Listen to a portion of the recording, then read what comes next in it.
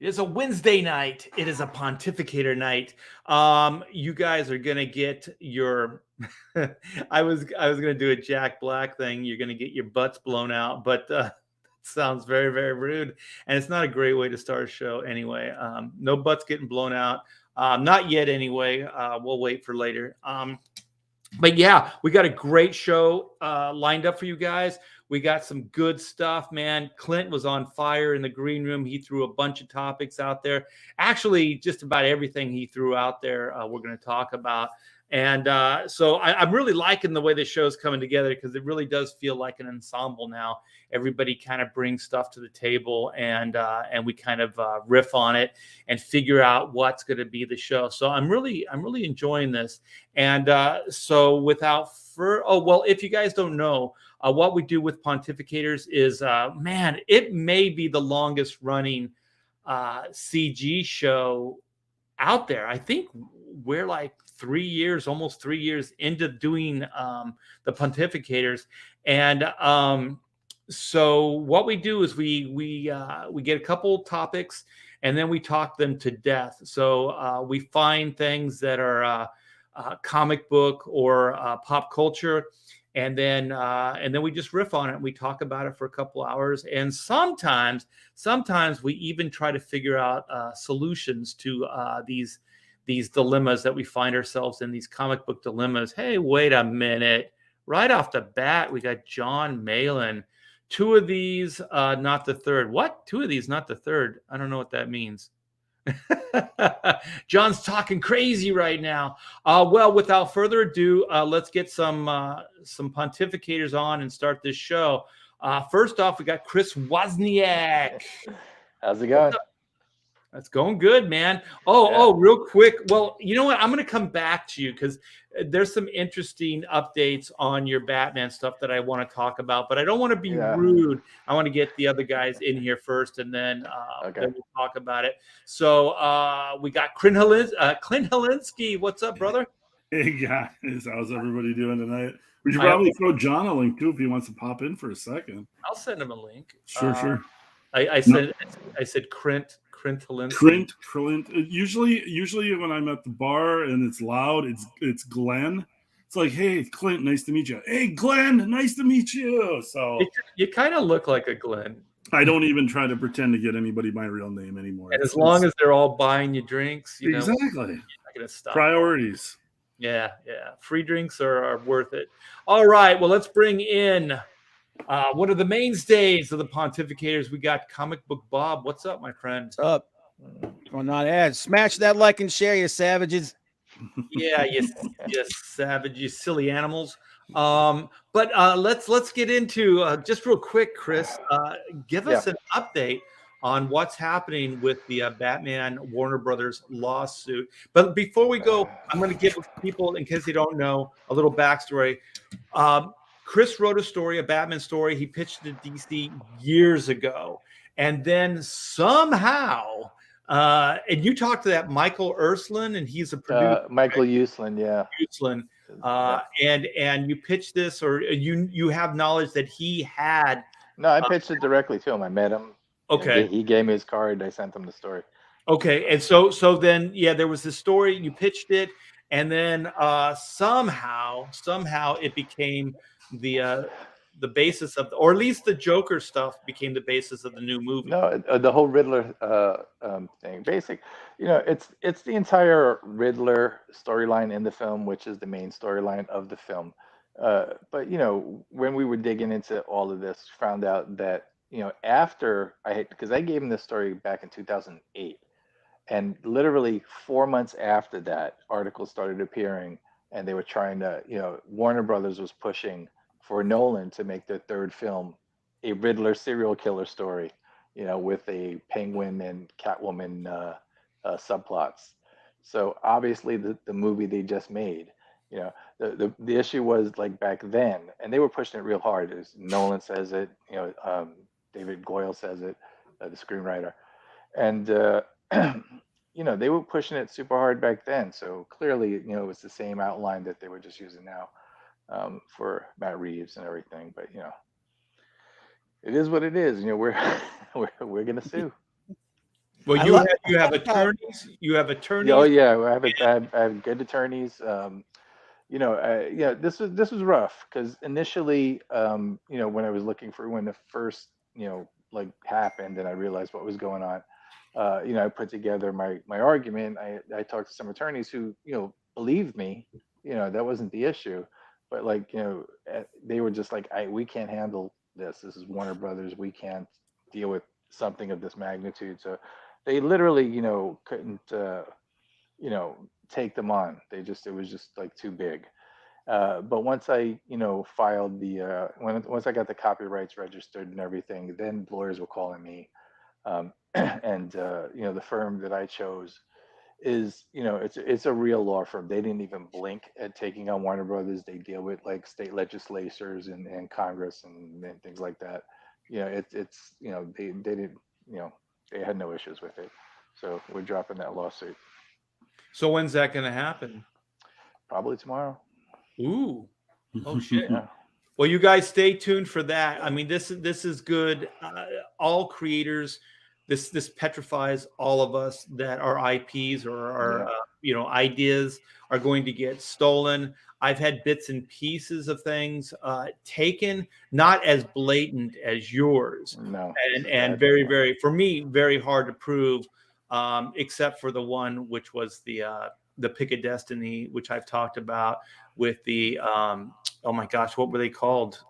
What was Jack Black's Tenacious D. Tenacious. Oh yeah. Tenacious D, Yeah. yeah. And there was some chrono mechanics, hanky panky. So I have email connections with Jack Black and his management and my management, back and forth. We wanted him to write the theme song for Chrono. We had an animation deal at Kids WB. And so we wanted to get Jack to do the theme song. And this was before Holding Out for a Hero was effed out. You know what I mean? Like everybody does it now. But this is like 15, 16 years ago. And so we wanted him to do the intro. We were all Tenacious D fans. And then all of a sudden, years later, the Tenacious D Pick of Destiny comes out. And there's a character named Doug in Chrono Mechanics. And he has his lucky pick. And it basically, keeps him, it's kind of his destiny. It helps him out. And there's like time. We had Time Gremlins at the time. There was a music video that they put out that had Time Gremlins in it. There was just a bunch of stuff. And I talked to my attorney and he said, yeah, we could sue. We could go through all that. He goes, but that movie was not a success and it wouldn't be worth our time. Yeah. So there is something to say about, like your Matt Reeves, and the success of that Batman, movie. It did okay. Yeah. But ultimately, whether or not I win or anything, that is almost a side, issue here. It's just that Hollywood does this all the time. You've got this story. How many guys do we know that doesn't have a story like this? They just pilfer shit from the comic book industry and they don't credit people. They don't pay them and they use their work. And then, how are you supposed to get a deal, with your property if they're doing a knockoff property before you even, could get something out? It's just the same shit over and over and over. And why would they even come to the table and play ball with us if they can just steal it? Yeah. It is literally cheaper for them to steal properties than it is to actually like pay for them. That's why they do it. I hear Slave Girl is the next big movie. Yeah. I'm waiting for somebody to rip me off on Slave Girl. Well, no, it isn't. Well, I mean, it's not a ripoff, but isn't it Sydney Sweeney from that HBO show is going to play Barbarella now? Oh yeah. Sign me up for front row tickets to that for the first week of that show. Yeah, like that girl was built to play Barbarella, and I hope they keep. I hope they keep the script pretty much the same. Yeah, I actually had a picture of her pulled up last week. I was going to ask if you even knew. Why was that, Bob? Well, it's not like we had a million other things we were talking about. Shit, man. Well, let's start the sex appeal early. Can you find it? Yeah, hang on a minute. Oh, yeah. There's a. Well, make sure you represent everybody when you're going to put that up there. Yeah. And The thing is, I hope they keep it just a cheese fest like the original. Oh, yeah, that's what you want. Real fun, tongue in cheek. kind Well, of adventure. who's putting it out though? Is it HBO? No, it's going to be a motion picture. Oh, okay. Yeah, so they're going for it. Yeah, there's some decent pictures of her next to Jane Fonda, and you can like totally see it. Except my stupid Yeah, I'm Bob trying to might find have like to I'm pull trying to this find up. a My great. Here image we go. explorer, it never we go. pulls up the full picture. Let's see here. I got a pretty good one. There we go. And share it. Okay, hold on. I'm trying to send John a link. There we go. Oh, wait, that's not it. Oops. Oh, shit. Hmm. She's better. She's better than Jane Fonda. Yeah, she looks pretty good. No, she's a talented actress. Yeah. Okay, you got mine here. Yeah, I think I can zoom in on it. I can see the talent. Yes. Is that yours, Bob? Which one? Oh no, that's art.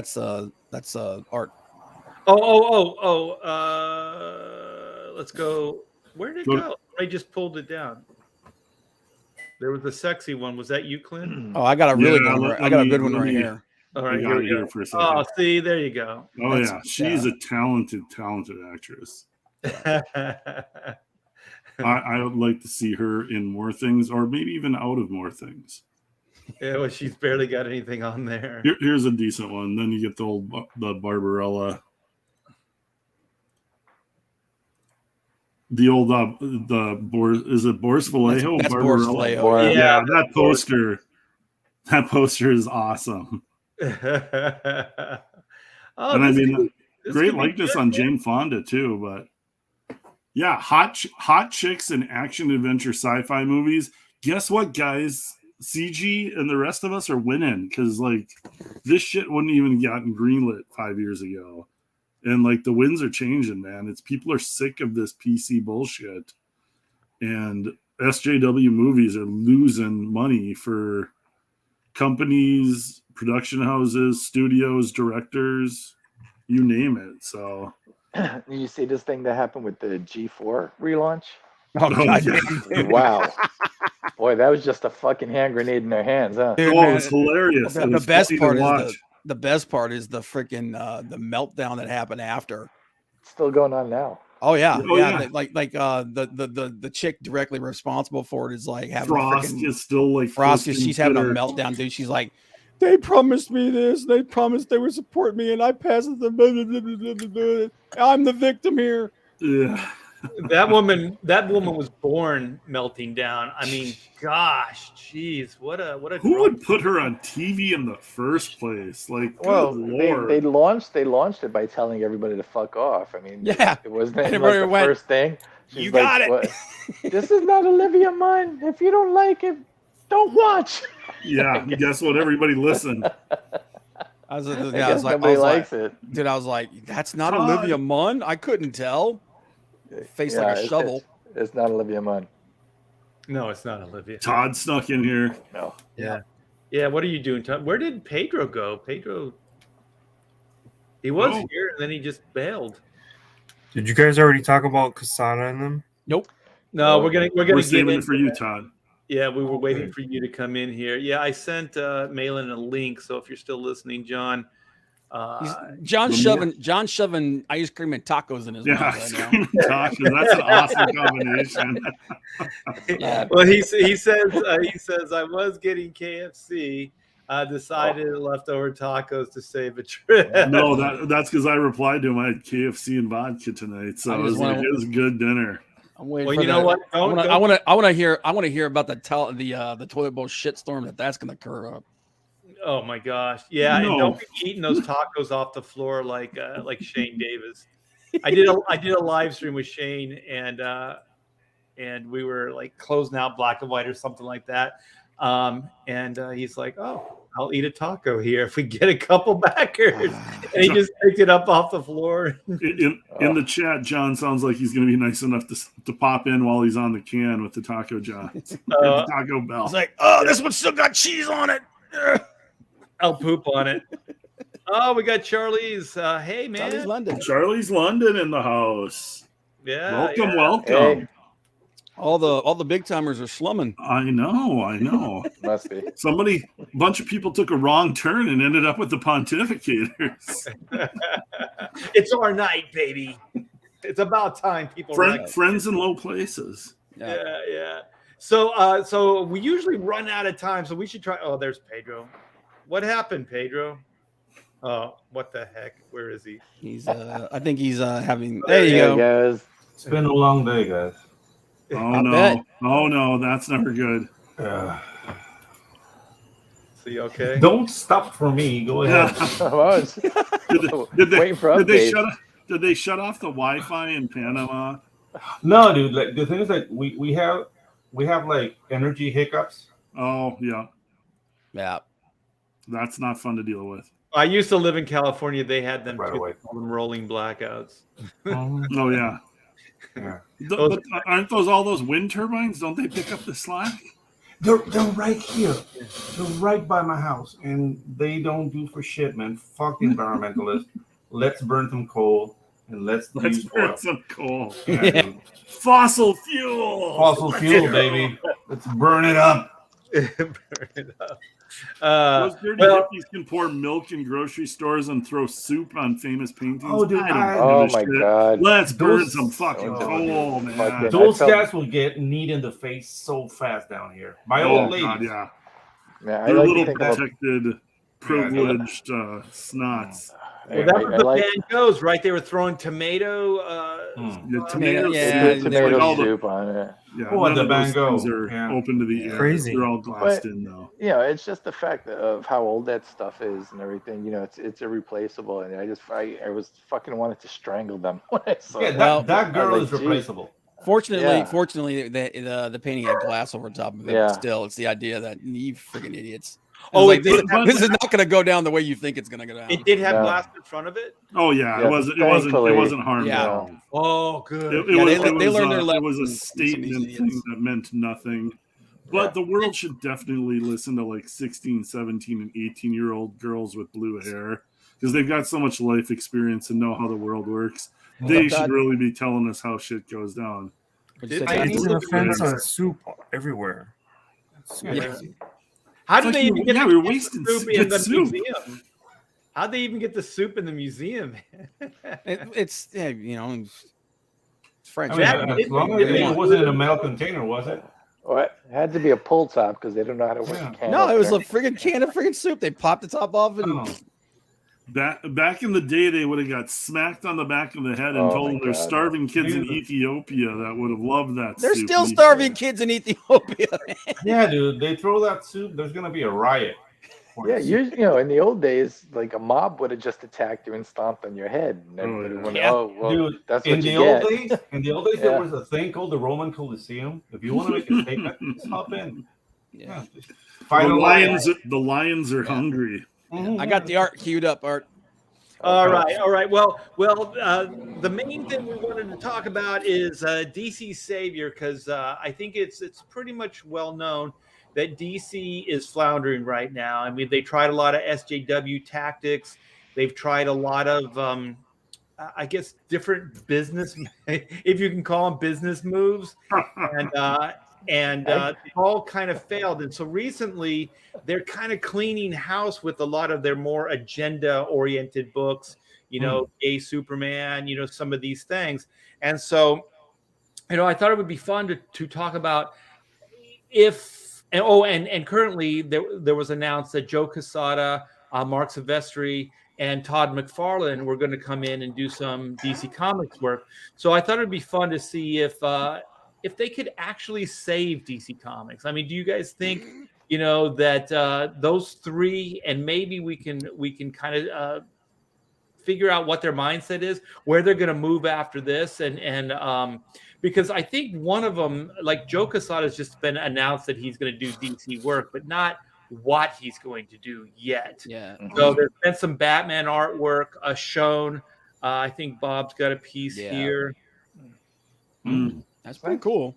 Yeah. But at the same time, it's like, yeah, okay. Great So shadow work. where are we going with this? Well, but Yeah. the thing is when you bring somebody over, like especially a name like Quesada, it's flash value right out of the gates. Yep. Like, when was the last time Joe drew a 22-page interior? He's probably not going to do that. It's probably going to be pinups and covers, and it's more for the fact of the former editor-in-chief of Marvel is now drawing Batman covers for DC. Yeah. And any way you slice it, that's a big comic book story, whatever you think of Joe Quesada. It's like, it's going to get attention. It's going to grab viewers. There's going to be hardcore Marvel guys that love Quesada that are be like, oh, I want to go see what he does over there. It just creates excitement in a way. And it's also artist driven and not writer driven, which I'm like, that's what I like about the whole Quesada, McFarlane, Silvestri thing. Like the Silvestri stuff. Good God.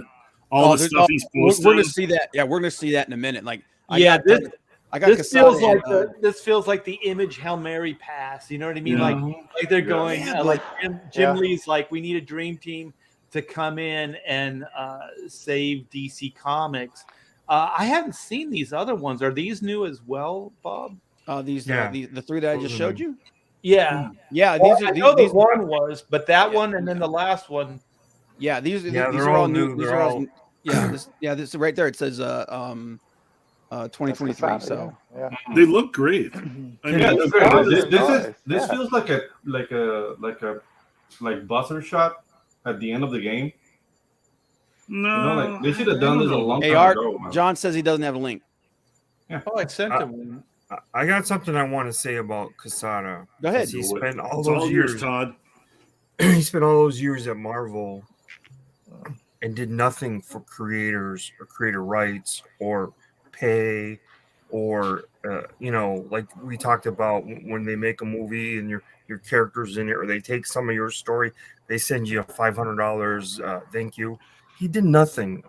Being an artist and being over there for that long, he did nothing for other artists. It kind of ticks me off. And I've gotten into he didn't back my play when they fired me. I went to Joe and said, this is bullshit. And he said, yes, it is bullshit, but he still didn't fight for me. And I still got canned. But go ahead. Yeah, I mean, I don't know what else to add other than comics. Is he another Jim Lee protect himself and was both making his resume bigger, and he really didn't care about anybody? I really think that he's got friends that you see him with every week. He didn't get them any jobs. Jeff Johnson hasn't drawn a book in like 10 years. So he's an all for me guy, and I don't like that. Well, there's a lot of cutthroat dudes in pro comics. Like, everybody is like being like, since everybody's an independent contractor, you're always looking for your next job. You're always like, it's like, if somebody gets a job, it's a job you didn't get. And all these guys are watching out for themselves. Like, there isn't this like, oh, I got in and now I'm going to help my friends. It's like, no, I'm going to make sure I get my next gig and the gig after that. I think that's the mentality with a lot of them. Well, that's not good, especially when it's a guy running a company. You know what I mean? You gotta be more company oriented. But I want to welcome the great John Malin, Comics Geek Coach. Hello. Get them tacos down. How's it going? Yeah, delicious. Delicious. Leftover tacos. Yeah. The best. Washing it down with ice cream. That's a little. Wash it down with two different flavors of ice cream with some fudge on top. Jesus, that's a nice dinner. He won't be here long. What do you mean by that, Chris? Like, he's just gonna perish on the live stream? What do you think about this stuff, John? The Quesada, Silvestri, McFarlane thing. Yeah, I think you take that Quesada, just get it out of there. Quesada's only a get because he had a high position at Marvel. Like, that's it. It's like if Stan Lee went over there to write something, it's like, okay. But Stan Lee at least created shit that people enjoyed. Look, Quesada to me, I did not grow up in the industry. I was not part of the industry in the early 90s because I was a child. Quesada to me is always underwhelming. Mm-hmm. So, not a big like, oh my God, Joe Quesada's going to draw a book. I was like, okay, all right. I didn't buy his shit in the 90s. I just don't really care now. Yeah, his Batman Azrael, I think, was the best stuff. And that I Yeah. think a lot of that was because Kevin Nolan inked him. Yeah. Yeah, but also, I mean, shortly after, he kind of moved into management and was not, really full time. Like his one big creator-owned thing was Ash, and Yeah, that Ash, that didn't do anything. Like, and that was in the heyday. It went down in ashes. It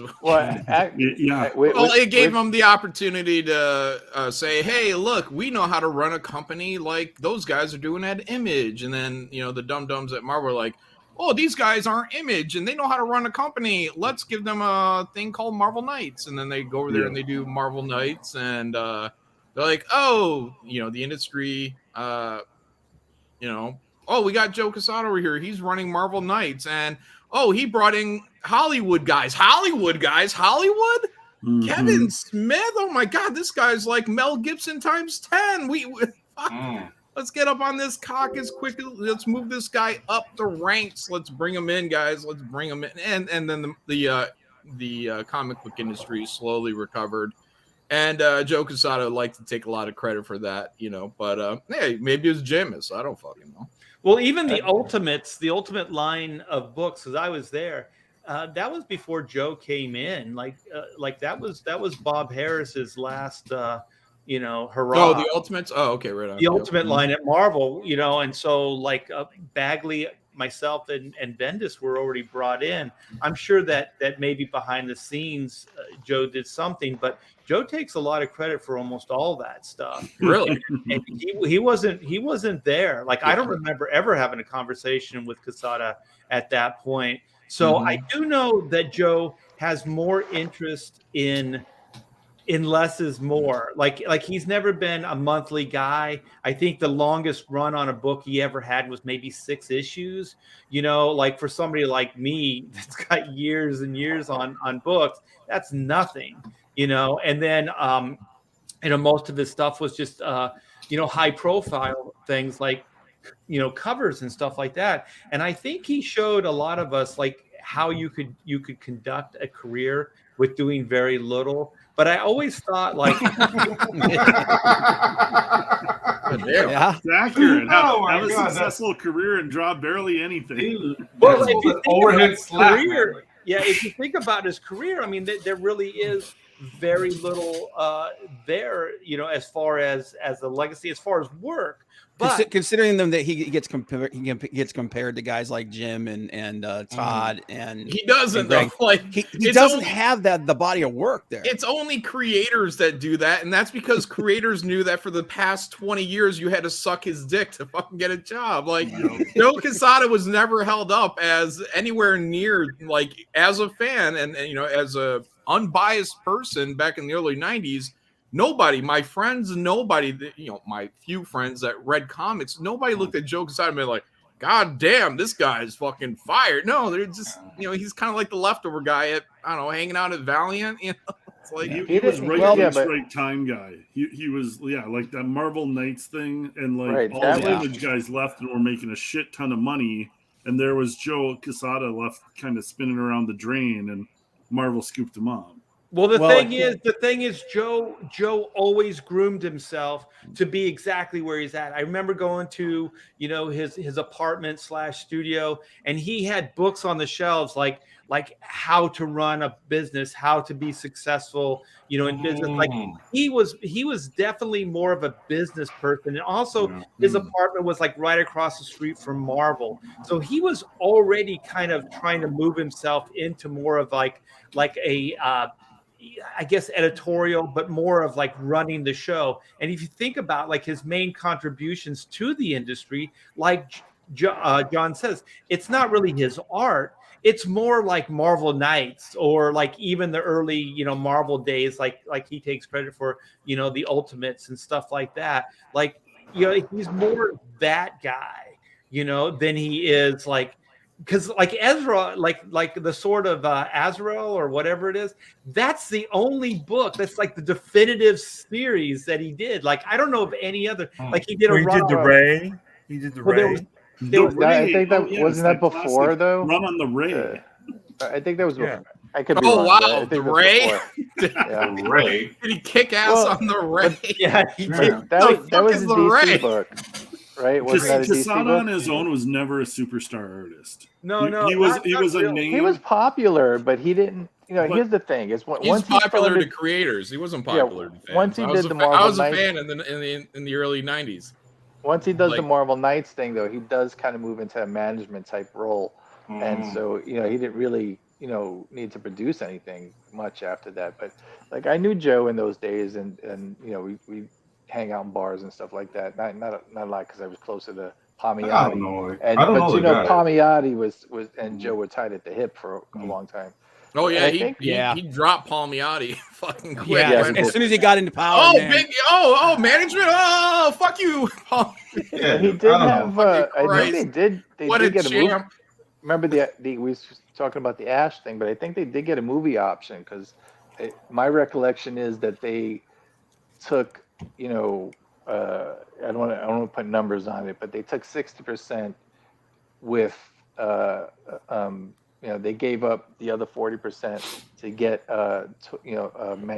merchandising thrown into the deal. But then the movie never got made. Yeah, but I think that did get picked up, and then the whole Marvel Knights thing happened, and then, like I said, Joe's now into management at that point. Yeah, but there was a time where they're saying, "Oh, we got a movie option." Like that was like the thing. Everyone had a movie option. Oh, we got a movie in the works. Yeah. Oh, there's a movie in the works, and everybody was using that to like lift themselves up and elevate. Like there's some kind of fucking big thing. Like there's that like I don't know, man. Early or mid late '90s, early 2000s. Everybody, no one could shut up about a movie option. There was a movie guy movie who option, did- and then there's a their guy- careers would go up. Movie option. Oh. But It there just was a became guy about who movies, did man. an independent book that was not very good, but he was a regular around the conventions and stuff like that. And he had a book that I'm sure did not sell anything. You wouldn't have heard of it if you weren't a convention regular. And he got not only a movie deal, he got a movie deal with option on the next property. So he got like $2 million, and then just fucking quit and just. Great move. It was like, okay, you can option my ass because he just dropped out at that point. Yeah, Yeah, didn't $1 million. Kick the trash can. I'm out. Well, as I understand it, he got $1 million movie option, and then he got, they kicked him like another $1 million for anything else he came up with next. They thought he was going to be a big idea machine or something. Back to They were Quesada. basically buying a studio, that didn't exist. Back to Quesada. The thing with him is, like, as an artist, like, you were the head of Marvel Comics, and you spent the last 20 years not drawing a fucking thing and just sitting there and riding on it, and like you like no creativity or like project you wanted to work on or just dabble on once in a while. And like, I mean, Jim, as much as people can pick on Jim at DC, like Jim did some storylines at DC. Jim drew a bunch of shit. He hasn't drawn anything recently, but like at least Jim kept drawing, putting stuff out there. Like Quesada's like basically disappeared for the last 20 years. Yeah, but Jim Marvel. sold. What's that? Jim Lee sells. You know what I mean? No, that's the nobody difference. like, No. hey, Joe Quesada book over here, everybody. Joe Quesada book over here. Like, no one cares. Joe didn't want to somebody's dress selling up at Quesada Marvel cakes? because he didn't want to be embarrassed. Yeah, Hush actually changed the industry numbers. I think whatever the highest number was, I think they were averaging 100,000 more than the average number one book prior. The thing is, like there's Jim Lee, which I think as the industry, his gift is his art. It's not his management skills. I mean, he ran Wildstorm before that, Homage, and when things were good and there was millions of dollars, they were doing great, right? But as soon as the industry started, having some rough patches, sales were going down. Jim couldn't sustain it. He couldn't sustain it. So his way out was to sell to DC. And that so was a good It seemed move. like a bad move for him. no, It was a great move for him. Let me say, that's what Jim does. Jim is always really good at taking care of Jim. He's not a good company guy. So I wanted to compare Jim to Joe Quesada. So do you guys think that Joe, like in the early days of Marvel when he went there, was he a better management, running the company than Jim? And because the way I look at it is Jim's like an artist. That's his gift. he can change things by drawing a book. And like I think we've established that Joe Quesada cannot, right? Mhm. So then True. would Joe be a better guy to run DC Comics? Would you like to see possibly a power struggle between No, Joe and Jim Joe for Quesada, leadership? I think Joe Quesada works good in management when they're in crisis mode, because that's when he came into Marvel. Marvel was in serious trouble, and he went in there and he made some decisive decisions, and he got them and he built them and got them out of trouble. But then as soon as that happened, weird stuff happened. And then think about it. What's the biggest contribution that he made while he was at Marvel? He destroyed Spider-Man's marriage. It's like just like somebody in the chat said, his biggest contribution was basically creating the most reviled, hated storyline in decades, man. So Bob, you're just going to keep bringing up Spider-Man? Is that what's happening now? Yes, yeah. You know what? Why not? What? That's kicking the hornet's nest. You're just going to alienate art. Yeah. But I think what happened is, and I think the reason that stuff happened and why, especially when Marvel got woke, is once they were out of crisis mode, then he didn't really know where to go from there. Well, yeah, I think those Marvel Knights books, for what it's worth, they had a lot of European writers, a lot of the UK guys, and those were the last vestige of good monthly books, as far as like Punisher and I think the idea behind Daredevil's had a good run recently, but yeah, the work was good as far as the writing was really good. Who was running Marvel before Joe? Right before Joe? Jim. It was he? No, it's not it was Jim. Bob Harris. What position are we okay, talking? Publisher, all right. like Well, as editor in chief. yeah. Editor in chief, yeah. Well, there's the issue though, like because I see this as at the time when they brought Joe in to like actually start running things. I think because like of what he did with the Marvel Knights thing, that he was able to bring in talent and actually put together books and get things out and stuff like that. I think they were looking for a person that was on the creative side, because keep in mind the times we're talking about, it's the 90s, right? And art was everything. It was much more than writing. For you remember that whole phase, where pictures were driving. Back when comics were good, is that what you're trying but to also say, driving sales though, But Joe was also the guy that de-emphasized that and brought the writers in like Bendis and that was the pushing Mark Miller and Brian Michael Mark Bendis, Miller, and they were the superstars now, and the artists, the image guys that left, that was no longer the emphasis. Let's squash that. Let's not make any artists superstars anymore. And editors have more contact with the writers. They can sit in the room and hash everything out, and we can throw any artist on this book. It was the de-emphasizing of the artists. It was the start. It was definitely the start of it. But I wanted, like, now that we talk, like there was Marvel Knights, and there's a lot of speculation that possibly somebody else would come in and take over like the DC line of books, like Warner Brothers would stop publishing the books. Do you think that, since Joe has a little bit of experience with it, that Joe could go in and then basically just start piecemealing it out? I think if they tried that, Todd would go bitch slap him. Well, then there's Todd as well. Like we haven't even talked about Todd. I think Silvestri is a hired gun. Like I think Silvestri is going to go in there. He's going to do his book and he's going to be gone. Yeah, I think working on his book for 10 years. It's one and done. He's not it's going there a to save beautiful looking anything. book. Yeah, it's going to get a lot of eyes on it, but I don't think he's the type to make like a power grab. But I think Joe is, and then Jim Lee's days are numbered. So do you? And then Todd's coming. Oh, is he gonna die? I think Jim's bringing. I think that a Jim's threat, Art? Yeah, I think Jim's bringing him in to be the new Didio.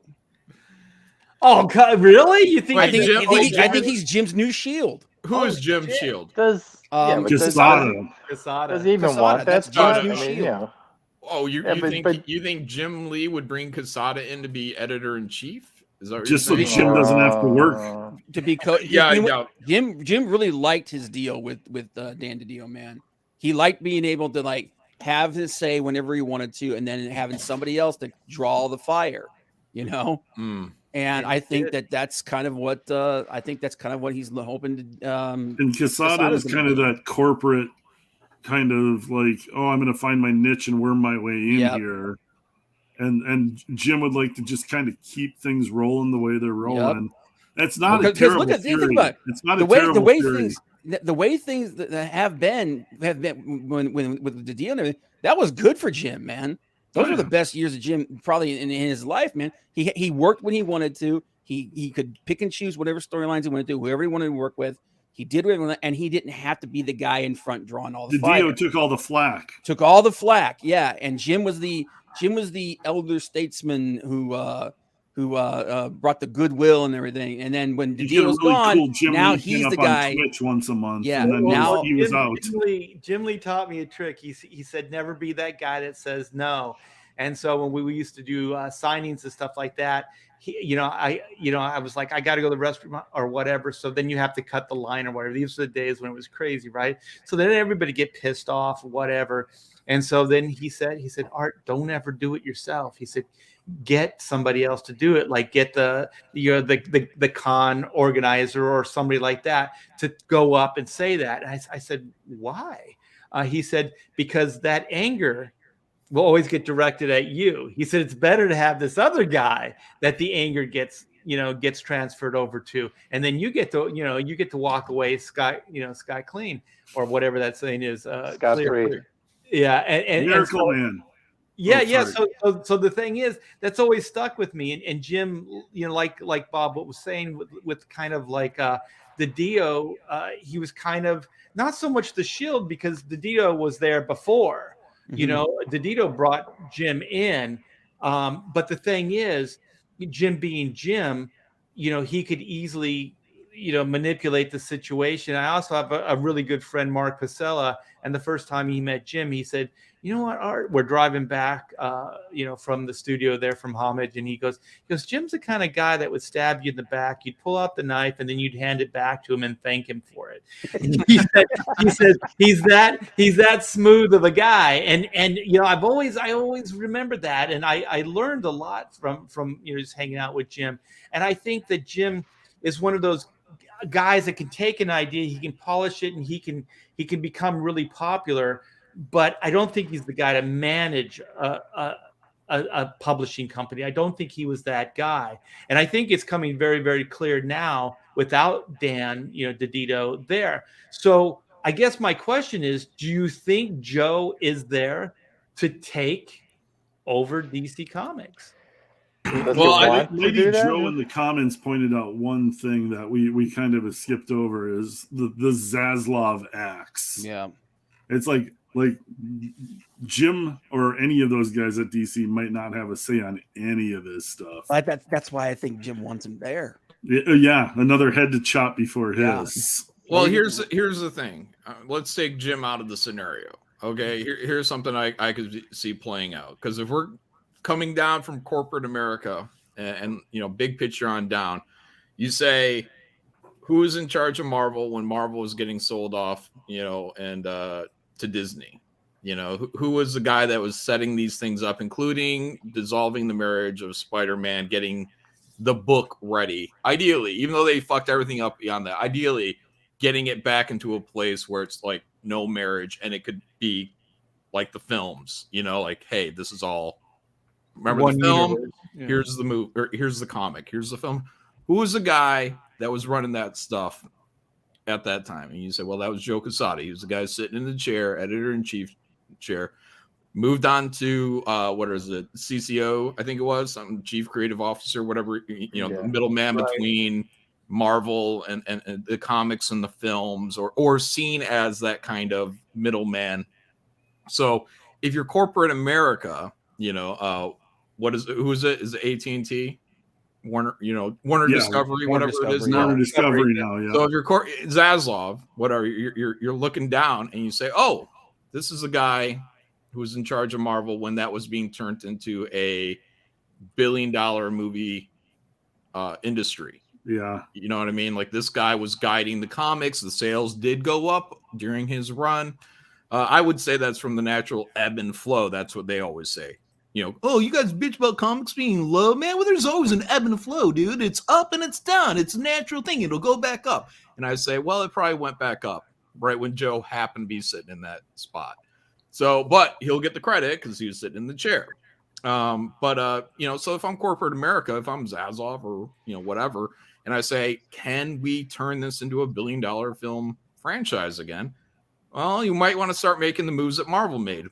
One of those moves is Joe Quesada. That's got nothing to do with Jim Lee. That's Zaslav on down. So that could be a thing. Maybe. Yeah. I would not like to see it. I think it's ridiculous. I think all the bad people that destroyed Marvel after Joe became the CCO or whatever, those are all his guys. Like he led that. Well, I agree, and they've already burnt out, Michael Bendis. So they brought Bendis, who was one of the, the architects of that new Marvel success that you're talking about, and he came in there and just did his woke agenda over at DC, which he did at Marvel, which led to, I think, or was one of the things that led to their demise as far as, sales and stuff like that. So I don't know. I mean, it's really interesting, but I think that Joe does have a good resume, like what you're saying, John, like he's got a good resume. But on paper, right. Yeah. On paper for an executive to look at. And I think that's what the big corporate muckety mucks are going to look at is like, oh yeah, we want to replicate what Marvel has done for these movies. And Quesada was there and he had his little story group that would give the movie people their ideas and their little brain trust. But he was there at the beginning and that was the beginning of the success.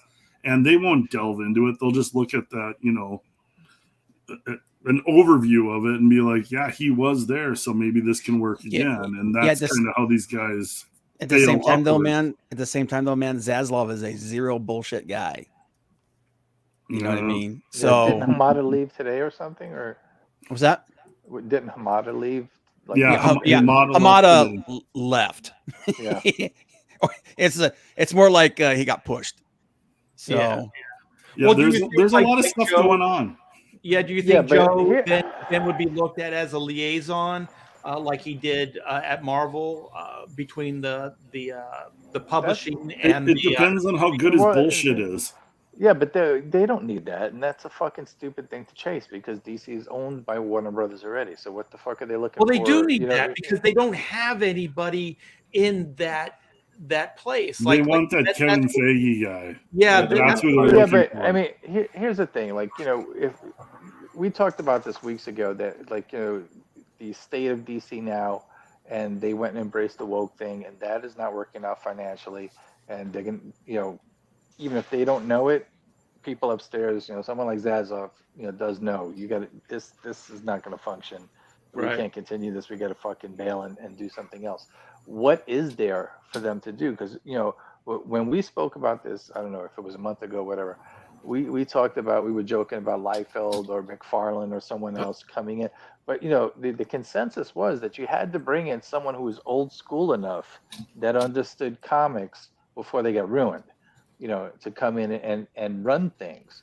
But there were, if DC wants somebody to run things and that wants to listen to the fans, you want to share the thing that I just sent you, Art? Oh, sure. Yeah, I was just gonna start talking about Todd, but we could. I had a little. Todd's the interesting one. Let me tell you. If you need somebody to run your movie division, who's better than The Rock?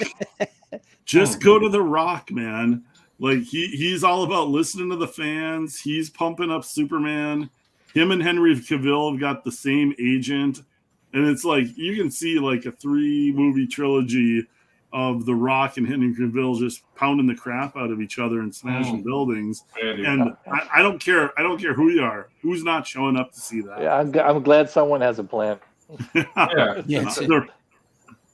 The Rock's got a strategy. The Rock's agent has a plan. So here's the plan. I'm in every scene. The agent's I'm gonna be in every scene. I'm in every It'll be scene amazing. Yeah. If you smell what Black Adam eating is some cooking. poontang pie. Give the agent a cameo, give him a line, get a SAG card, Give him a producer credits. and make him producer. Call it a day. If it's a power Bring in grab, all I'm the gonna- family members, all the friends. Do we have a role for Kevin Hart? Yeah, Kevin Hart. Oh, but Alongside me. What the hell am I doing here, man? Dude, I'm only yeah, 5'3". Why is Kevin Hart? Yeah, why is he not in Black Adam? Or is he in Black Adam? I think he is. I don't know. That would be fucking. No, they did a bit on that. Like, if you're Black Adam, who am I? And it was like Honky Todd or something. Like a Todd. But yeah, like Joseph says, like Black Adam got a 52 from critics on Rotten Tomatoes. What's going on? But that's because he's not addressing the problems in the Middle East, since like Black Adam is a character from Egypt. So it's stupid. That's it's not the just right like woke reporters trying to stir the pot.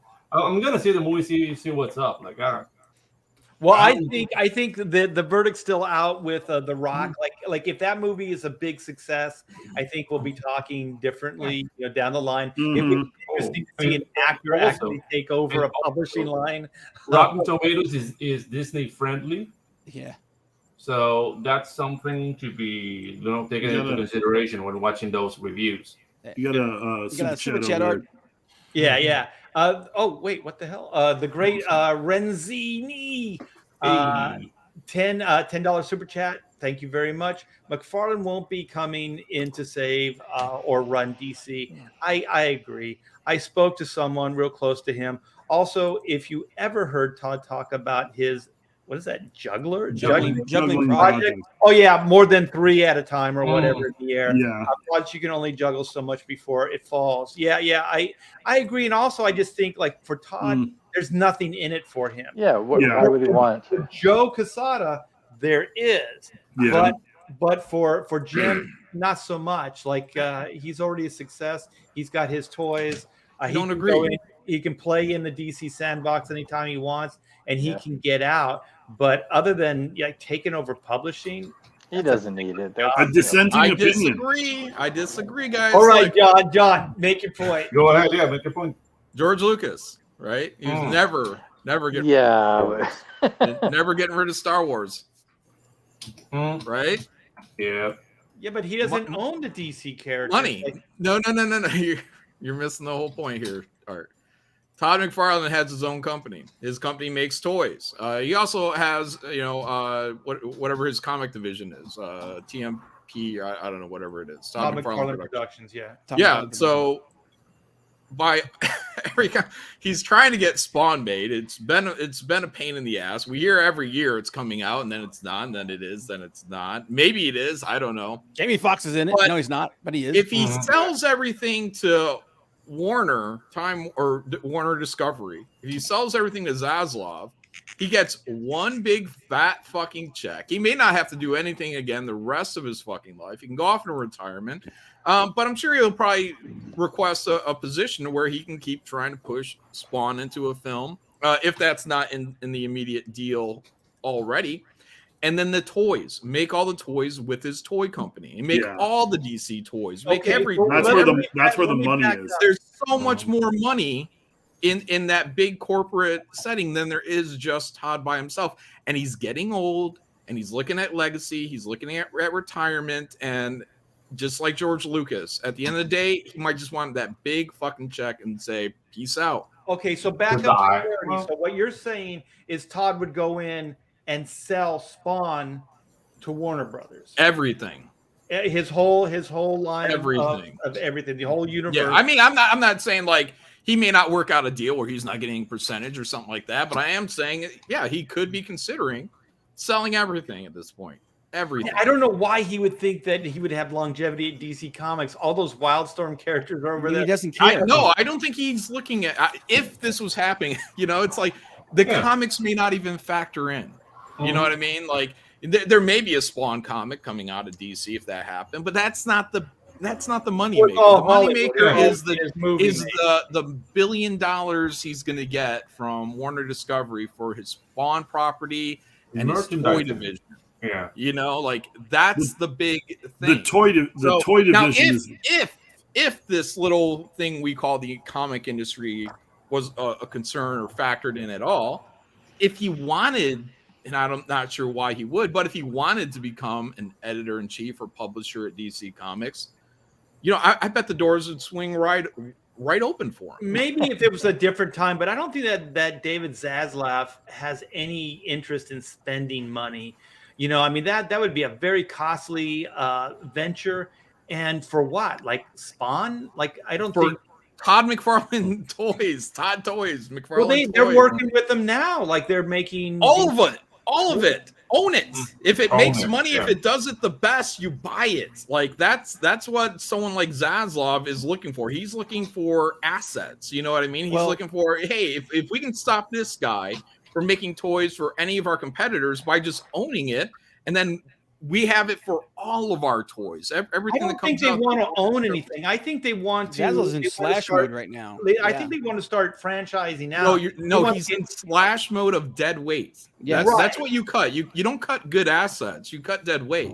Yeah, but I'm just saying he's not looking to bring anything it. else. He's not looking to bring it on right now. Right, I'm just saying hypothetically. Oh, it's hypothetically, I understand. It would be in my plan. It would be Wait in a my minute, plan is John pontificating here? Yes, he is. Yes, he is. Well, it's the name of the show. I'm just saying if Todd McFarlane owned DC Comics tomorrow, I wouldn't be surprised. If Spawn was being announced at DC, I wouldn't be surprised. If Todd sold out to Disney or Warner, I wouldn't really be surprised. I wouldn't be shocked. No, I know he's got gripes with Marvel Comics of the past, right, and that stuff, but so did Lucas. You know what I mean? Lucas wanted to stay independent. He's like, I don't want to be part of that corporate machine until he is ready to give in. I'll take $6 billion. Yeah, well, his kids. It was four. And then George just calls Disney white slavers. White slavers. That was. I laughed my balls off when I heard that. But you know what? White slavers. Like, I didn't mean white slavers, but I did say it. Where I agree is that, like, for Todd, I think, like you said, getting older, selling what he's built, especially unless he's got some kind of legacy, like somebody that he's grooming to take over, his empire. Hard. That word. The biggest payday as you get older is to build up a business and then sell that business.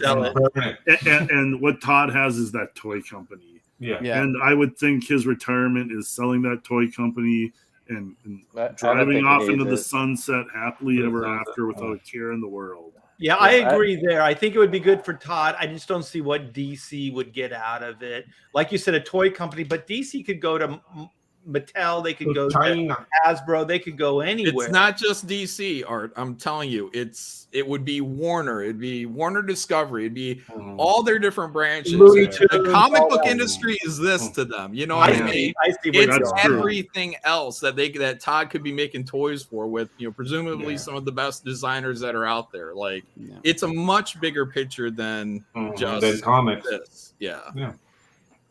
And then, like you said, I mean, for Todd, it could be an inroad to get his movie made. Yeah, dude. I mean, take into consideration they have Cartoon Network too. So there's like Ben 10, like all those IPs that are waiting to be revived.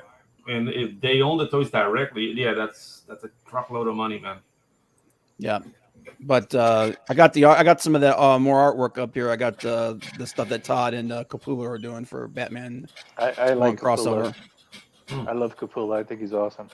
Yeah. So we got this, and then this was another one. This harkens back to the original crossover. But I like the other one I'm gonna tell you right now, man, the book that everyone's talking about. Yeah, right there.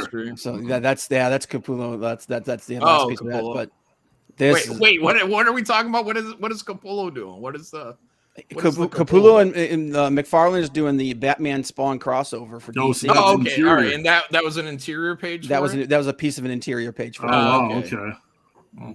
What happened to Joker's face? Didn't cut that off like 10 years ago?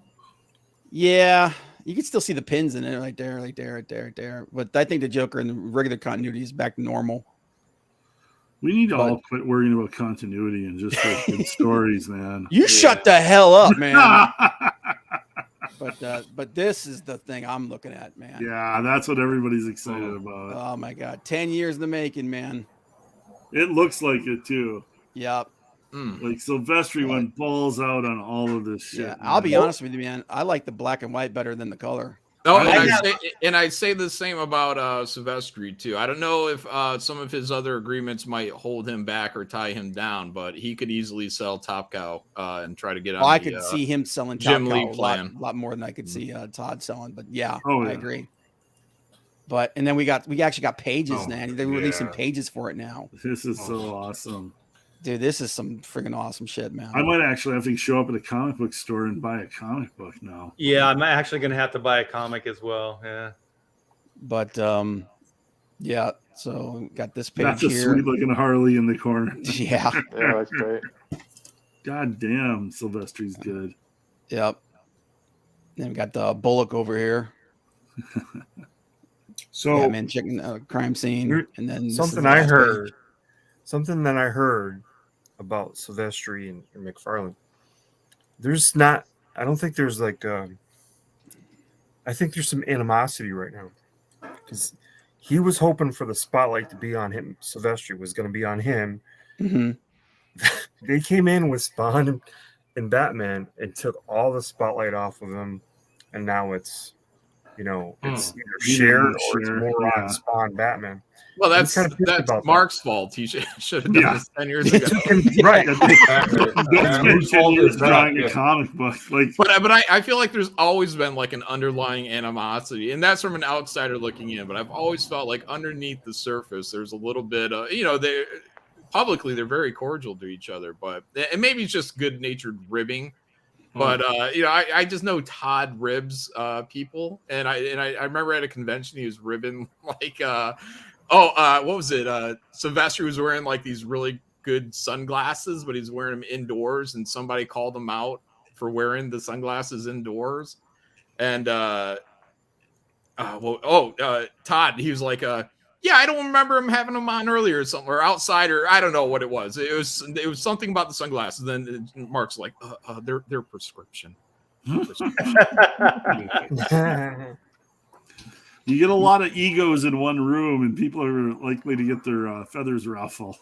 Well, I think that was what led to the demise of Image Comics. I don't think that those guys could control it. Like, I just think that, their competitive nature would just override anything else.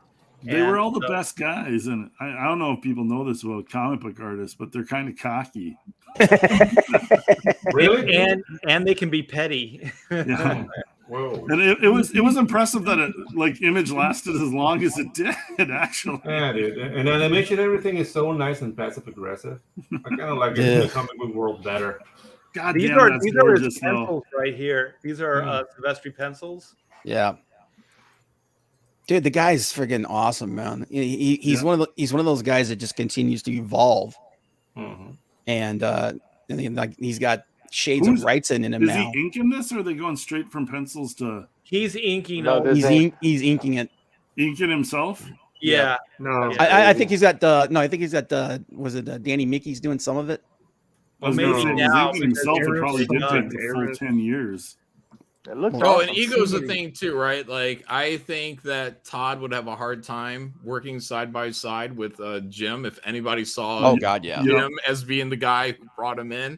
You know what I mean? Quesada might, maybe, I don't know. I feel like the whole Jim thing is kind of like almost like a roadblock. I think because of ego, maybe Mark Silvestri, because, he has Top Cow, and, he's got Top Cow, which does, I guess, making something. It's there, but he's over here at DC working. So maybe if it became hey, buy my Top Cow and I'll come in as EIC with Jim Lee over here, maybe that. But I think you're onto something. This was years ago. I've never told this story before, and I think I'm in a place where I can say it now. It's a Todd McFarlane Jim Lee story. Okay, so I'm working with Todd Capullo on Spawn. This is like mid '90s, and so I guess there was going to be kind of like an Image powwow at Todd's house. And so Todd was saying, he doesn't like Jim. He actually hates Jim. I'm convinced Todd McFarlane hates Jim Lee. And because like even before this story, he would say like Jim was like the nice little guy, he would play nice with Marvel, and he was everybody's darling, and I was like I was like Satan, and everybody hated me, and Marvel, Marvel would do everything to make it harder for me to do stuff, but Jim was like, he was the white knight, he was the goody, and so then he said there was going to be an image get together at his pad, and he said right next to his like house there's this field, and some of the picnic stuff, they were going to have a barbecue, some of the picnic stuff was out in the field, and so there's like thistles and all kinds of weeds and stuff like that, and he said he thought about bringing the table in before those guys got there, but then he oh god, he's got such a mean streak. He said I had this thought. And so when Jim and all the other guys got there, I asked Jim if he could help me move the table, and he knew that Jim was shorter than he is. and so they're carrying the table, and so Todd comes out of it pretty much unscathed, and Jim was all like scratched up his legs and stuff. They were all marked up from going through the thistle field. That is petty. Get that side, Jim. I'll grab this side. Yeah, exactly. He was like, take this side. And oh my gosh, I was like, holy shit balls, man. Because I'd never heard anybody talk that way about Jim Lee up to that point. And then there was one other thing. I don't think I ever told this story either. Like Todd can be really, really petty, obviously. No, really? Wow. But so I remember going in and negotiating when I was doing Spawn, and I thought, well, he's a business guy. He'll really respect me going in as a businessman. And so I came in, I got my page rate right, it was good. And then I was like, well, Todd was like, I want to own all the artwork or whatever. And I said, well, how much would you pay me for it? And so I'm talking to him like a businessman. And then you mean like the original artwork? Yeah, the original artwork, and all that stuff. And then he just kind of shut it down and was like, this is what you're gonna get. So I was like, okay. And I said, well, can I get a contract? Can I get it written down? He goes, a contract's only as good as the people that are writing it. He said, you don't need a contract. You got a gentleman's agreement with me. And so my first payment on the back of the check that I had to endorse was a contract handwritten by Todd McFarlane. So for me to sign, to cash the check, I had to agree to the contract that was written on the back of the check. I'll never forget that. And I was like, oh, okay. Now I know who I'm dealing with. Who even thinks of that? Yeah. But he's a shrewd guy. And I think he's very street, he's street level. So he deals with things like that. And I think Jim's a very, by the book, well, not necessarily by the book businessman, but he's like that. So they're kind of like the opposites. One guy's kind of like Hard Knocks. The other guy's, from like, college. He's college educated kind of thing. And so I think that's the big difference between the two. So I don't really see those two getting along, to be honest. Well, no. I have a question. Do you think, because I remember they used to joke about it a little bit, but I wonder if maybe there was a little bit of reality to it in the background where Mark, you said he used to introduce Jim as the guy who took his job. Remember, because Jim replaced him on X-Men.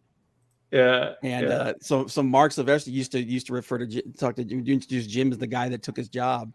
And also like he was like, they kind of had similar styles, but Mark's was a lot more, Jim's was a lot more refined and everything. So a lot of people just like gushed over Jim and everything. And then with Mark, they're like, oh yeah, you're good too. Meanwhile, Mark's like in my opinion, he's geez, dude, that guy is one of the best ever. So back to John's point, if Todd did go into DC Comics, he would gut that fucking company. Oh my god. It's just never going to happen, though. He doesn't need that. If you're in Todd's position where you've had a toy company that's making money, and at his age, and maybe if he was going to sell out or something, okay, yeah, and just say fuck it, I'm going to get on a boat and go away. But at his age, with the amount of money he's made, do you want the bullshit of trying to fucking write a major company in this market when everything is they drove it into the fucking ground. Everything is shit. Do you want to be the guy responsible to try and turn it around? What are they going to offer that I mean, it would have to be that kind of buyout kind, and that's not going to happen. I don't know, man. Like, look, again, if he went into that position, like, ideally, he sold his company, he's made his money, and if there was a reason, I would say the reason is the challenge and legacy. It's that you came in and you corrected something, whether or not he could do it or not. I mean, it's gonna be really tough. But I think the comic industry has been making the wrong moves for a long fucking time. Yeah, I agree. So. Yeah. Do you guys think that like this would be like all this hypotheticals, this pontificating of these hypotheticals? Do you think that like if Todd did come in, like that would be like still the same like paradigm like of publishing, or would Todd like basically under his own umbrella publish DC? Like he would be like basically remove himself from the DC publishing that existed before, and so like he would pay like a publishing fee, basically license it out to his or whatever. I don't know. I don't go that far. I only want to see that like Jesus in the market moment when he comes in and fires everyone. That's all I want. Oh yeah. Like that scenario is not as much fun. Right. No, you gotta dangle it a little bit, man. You gotta touch him a little bit. It might be more realistic. It might be more. It'd be easier for him, and that way less of a sellout kind of type vibe. If he just says, "Hey guys, I'll make these books good. Let me do what you can't."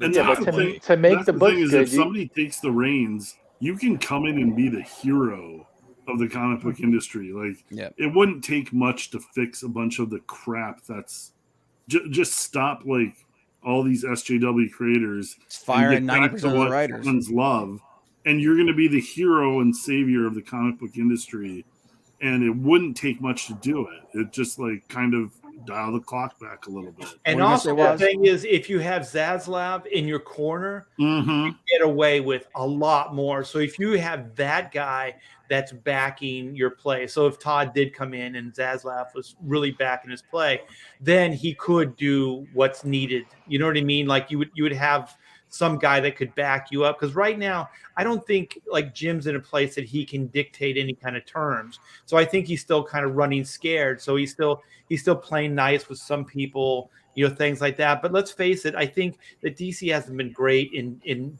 a decade at least. And so I do think that going in there and cleaning house would be a good thing, especially if there was somebody like Todd that came in to oversee the rebuild. You know what I mean? Because he can do it. The guy has success written all over him. And I don't think he'd take the job if he didn't feel he could succeed at it. That's another thing. I don't think Todd would enter into any of these scenarios if he didn't think he could be really successful at it. Yeah, if you brought somebody, someone at Todd's level who, has the experience in making comics the old way, just to make fun comics. All right, you come into DC, you're going to take over. First of all, you got to gut the fucking place. And you really have to gut it, and editorial and everything. You have to bring in people that know how to make fun comics. That you need writers that can write fun, high adventure stories, and editors that actually know what artwork looks like and could match a fucking pencil with an inker. Kind of just basic competency. But to do that, you need older guys, and guys that have experience like making comics before the industry went to shit. Yeah, and there's not a lot of some guys are too old to come back to the workforce and and do that day-to-day grind in that kind of environment. But is there a talent pool for DC to pull on? There's a lost generation. There's a lost decade of absolutely. Comic book talent that never got developed because the jobs weren't there anymore, because there was the SJW writer push. They didn't care about artists anymore. Artists didn't develop. That's why there's a ton of talent in CG that is popping up. Like I see new artists in CG every day because they don't even bother with the big two because they're not. There's no jobs there. They see the jobs. They see the success of CG. there are new artists popping up every day in CG, and it's so awesome to see. Yeah, dude. The thing is, like the last generations went to set design, character design for movies, Anime. Yeah. anime. They didn't go to they comics. They just didn't go into comics, and it's a travesty. Dude, like, Well- there's no relief now. Well, also, I think like money. If there was more money in comics, you'd see the talent pool Yeah, go up. Like in a if heartbeat.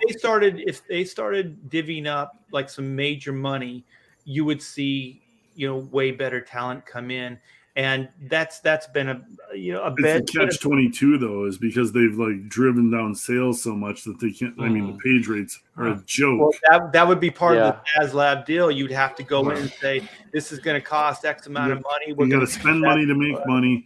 Yeah. But that's always been a fucking, like, I cannot believe what's going on with that, because we are talking about paying the people who create 100% of the fucking of what you're selling. It's your commodity, and if you're going to cut corners, that's where you're going to cut corners. Like, telling an anchor he's got to take $90 a page. Are you kidding? This is what you're selling, and you're treating people like shit. You're treating experienced guys who can do it like shit, and why wouldn't they walk? And then you wind up with people, who do little doodles, and then you fucking try to save it with color, and then put that up. That's how many comics at DC look like a proper DC comic? I think if you want top dollar for your page rate, or even for your pay, like if you're an employee, then your sales have to reflect that. I think that what really needs to be happening, Marvel, DC both, is I think everybody needs to be stripped down on their pay, down to a base wage, and then bonuses, built-in percentages on how well that book sells. Maybe for every 5,000, that sounds like 10,000 merit. units.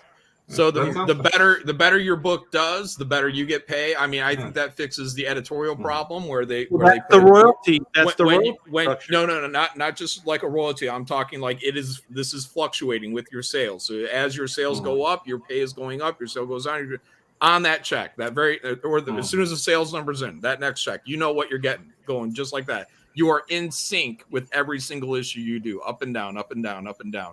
So you're talking because the editorial does not well. have any incentive on whether or not the book rises or falls. They don't even give a shit. But if it comes down to whether or not you barely can pay your bills that month, or you are rich, you know what I mean? Yeah, exactly. So like if sales, for whatever God knows what a reason, if they got back into $1 million copies, now everybody's making some real serious money, and everybody should be happy. And if you can't hold the bottom line, then you got to go, or your editors got to go. Like someone's got to go, because you're going to be priced out of existence. Well, that's how that's how it should be. Yeah, that's Like how it was capitalism. on X-Men. X-Men was royalty based, so the better the book sold, the more you made, and editors made royalties as well. So Bob Harris off every book, made good money. And like you said, it motivates an editor to get good talent on their books, and keep that talent happy, because it's selling well. So yeah, they can go hand in hand, because if you had a successful book, you can attract talent to it.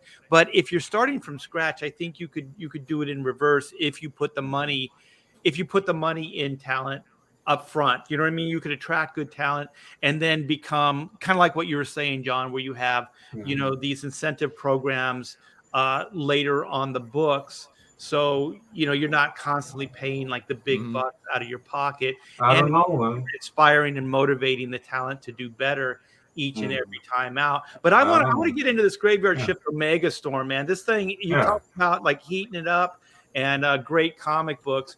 This is John Malin's new outing here. This is you're writing this, right, John? Yeah, writing the whole thing, about 150 pages by the time we're all done with this. So Tommy Patterson's the penciler, Jimmy Reyes is inking this bad boy. And it's kind of like if Superman's leading, let's say, the Justice League, but his wife is murdered and decapitated in front of him. And then he has to go on a impossible mission with his team and try to bring everyone back alive. Sounds like what's going to happen at DC Comics. Wow. Exactly. Some heads are going to roll, baby. Yeah. Heads are gonna roll. Again. This is inspiring because I've always loved these as kids, where you have the whole universe in one shot. Like this is killer, dude. Yeah, so basically that's a Megastorm in the front. On the left-hand side is primarily Graveyard Shift. On the right-hand side is Division X. And then we have random superheroes that, are also going in on the larger Graveyard Shift book, the mission. So yeah, I think it's about 50 characters there. Yeah, and then by the time we get to the main book of Graveyard Shift Volume 6, then almost everybody here will be dead.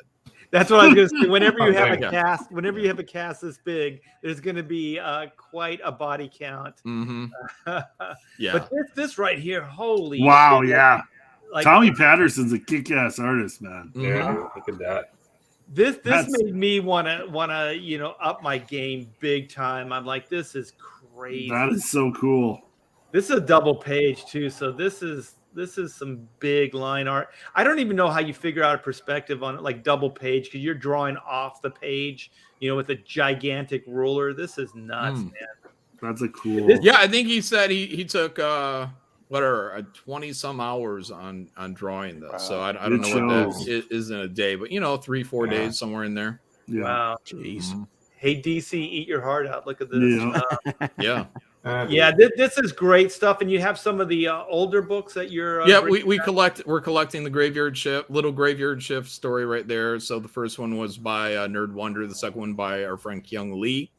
So we'll do a little Ashcan collected. So that's kid friendly. You can give that off to a child, and there's nothing dangerous or offensive in there. It's story one is they go to a candy shop and gotta beat up the bad guy who is basically robbing it. The second story is about fishing. So it's a very, very kid friendly. And then that's the collected edition, volume 3 and 4 right there. So you guys get that. Here. Yeah, volume 3 was Aaron Elfecci, volume 4 is Jose Garcia. So if you haven't read Graveyard Shift before, we have a volume 1 and 2 collected available on the campaign, and 3 and 4 collected available on the campaign. So you can catch right up. Yeah, you got some killer t-shirts too. All kinds of tiers here, you guys. I'll add this into the description after the show. And if anybody's out there that has a wrench, Bob, just put it in there. Graveyard Shift Omega Storm in the chat. You guys click that. Go pick yourself up a book. There's one thing about John Malin's campaigns is he does not go in demand. Nope. So if you're thinking of buying or picking up one of these books, you got to do it now. 6 days left. Yeah. So it's 6 days of our first 30. We always do a 30 and 30-day campaign. We will do a second 30 days. But yeah, when the timer is done, we do not go in demand. That's just one thing I don't do. So we like scarcity and keeping this stuff in during the time of the campaign. Makes it more fun, more exciting, I think. Yeah, the book looks great. So how's the progress on Godlike coming? Beautiful, and I'm getting great pages in from I don't know if you guys Professor Murph is doing one of the stories, and he just turned in a bunch more pages. They look fantastic. He was drawing a double page spread on his stream. He took it down. I gave him permission. I don't know why he took it down, but yeah, he was doing a full double page spread on there. So hopefully that comes back up sooner or later. But this is one of the CG books I'm looking forward to most. Yeah. And that's the supplemental of the main Godlike story. So he's doing I think it's 32 pages of a Western story, and then Brett Barkley is doing 32-ish pages of a sci-fi story. So and that one's written by Von Klaus, the other one by Mark Bolton. Oh, sweet. So, Mark's back. Yes, back for the attack. And real quick, you guys. We got Camel Moon's new book, Boots and Heels. This is collected issue 0 through 3.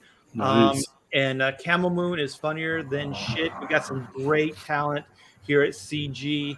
And I think this just launched a couple days ago. So 55 days left, 157 backers. That's awesome. We're closing in on 20K. Great guy. He's been coming into a lot of the Pontificator live streams too. So he's a great person to pontificate with, and this looks like a lot of fun, you guys. So is the link? No, the link is not in the description, so I'll put that in there as well. So if you guys like just good fun, just crazy comic book nonsense, check out Boots and Heels. just launched a couple days ago. This is Dan Lawless, man. This is dude. I love Dan Lawless's stuff, man. I'm such a fan of his. Dan legitimizes everything, man. I got to get Dan to do something so he can legitimize that black and white. But look at this. This is just a lot of fun, you guys. And Camel Moon is great CG talent. So go support that guy. So you guys want to shift gears a little bit, or you want to still pontificate on the DC? I think we guys. Well, we beat the hell out of that one. Well, we never really made the point. Do you think? Let's just project it real quick. And we'll just do a round robin, starting with Chris.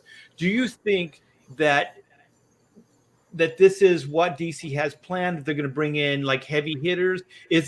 Can this save DC Comics if they keep going like this? Do you think there's going to be a coup? Do you think there's going to be a takeover? Do you think Quesada is going to make a move for Jim's job, or Silvestri, or even McFarlane? Chris, what do you think?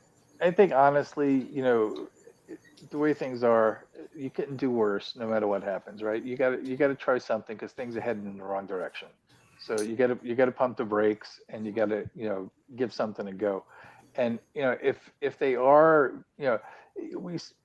I think that bringing in these guys that have some like old school recognition to their names and everything is not the worst idea, but it's not a sustainable thing either. Right. It's just like it's a Band-Aid. But I could see them trying to woo someone like Silvestri or something. I mean, that's not I don't think Todd would want to deal with it, but maybe somebody like Silvestri would, And You mean just come in as talent? No. So they need somebody to take over because clearly it's rudderless at this point. They need to clean house and get rid of the agenda shit and make fun comics. So, but who can do that? You need a guy with old school experience. Well, let's not forget, if you bring Silvestri over, he comes with what is the Matt Hawkins. So Matt goes over with him, and Matt was there early Extreme Studios. So you don't like Matt, John? Guys, I don't know. Like, what is Top Cow? It's like, do we want to turn DC into Top Cow? I mean, we're the big successes out of Top Cow. Like, I want people that manage things well, that have. They don't need the money. That have something going on like that. Yeah, that can generate money. That can take something that's failing and turn it successful. Has Top Cow done that? They've had medium success in television. Witchblade series, that maybe went 1 or 2 seasons, I think, and maybe something else. Like 15 years ago. And the sales. I mean, I shudder to think what the sales are like right now. I mean, I can't imagine they're doing tremendous. But I really don't know because nobody talks about Top Cow. Yeah. Right. And the main guy at Top Cow is moonlighting over at DC Comics for 10 years. So, it's like, do we want to just put, look, man, I want people that are successful. I want, really, I mean, the only one I can really say that knows anything about running businesses and, probably, hasn't read half as many books as Joe Quesada has is Todd McFarlane. Like, the guy has a successful company. Like, he is successful. So bring his people in. Don't bring in all this dead weight friends that you got. I just don't. Well, you'll get your moment on this. So let's go to Clint. Let's see what Clint has to say.